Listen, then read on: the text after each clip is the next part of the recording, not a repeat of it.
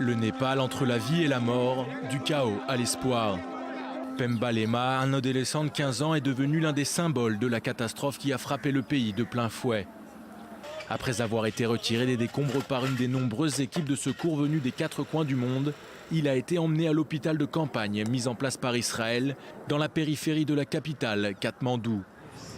Les médecins ont été surpris de le trouver presque indemne. Il a effectivement passé plus de 120 heures dans les ruines de l'auberge dans laquelle il travaillait au moment où la terre a tremblé. Les miracles sont rares. Difficile d'imaginer qu'il y a encore quelques jours se trouvait à cet endroit un immeuble résidentiel de 16 étages. Peut-être y a-t-il une chance, mais elles sont infimes. On continue de chercher. Ici, aucun miracle n'aura lieu. Pourtant, les équipes de secours népalaises, soutenues par celles arrivées d'Inde, travaillent sans relâche. 2 cadavres sont sortis des ruines devant la famille consternée qui doit identifier les corps.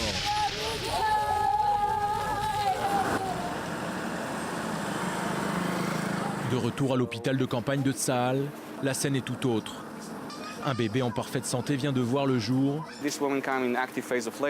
La maman était déjà à un stade avancé. Elle n'a eu besoin que d'un tout petit peu d'aide de notre part. Et voilà le résultat, un beau gros bébé. Le père est ravi, la mère se porte bien. Épuisée, elle donne pour la première fois le sein à son enfant.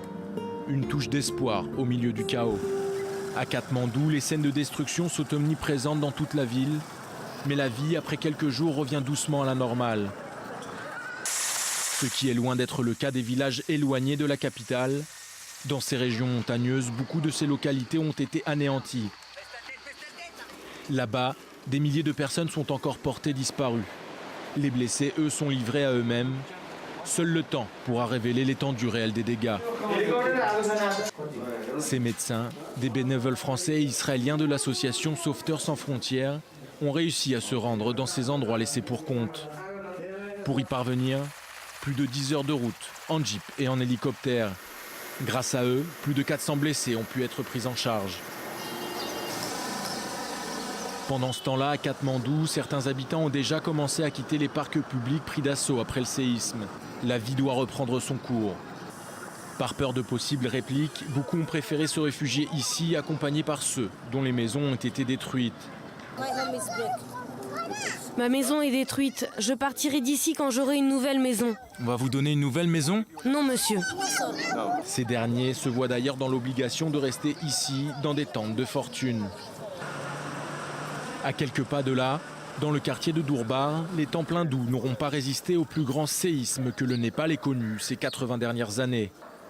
Mais au milieu des ruines, un temple est pourtant intact, celui de Kumari, une jeune fille vénérée comme une déesse vivante selon la tradition locale. Un de ses serviteurs nous confie que cette dernière est saine et sauve.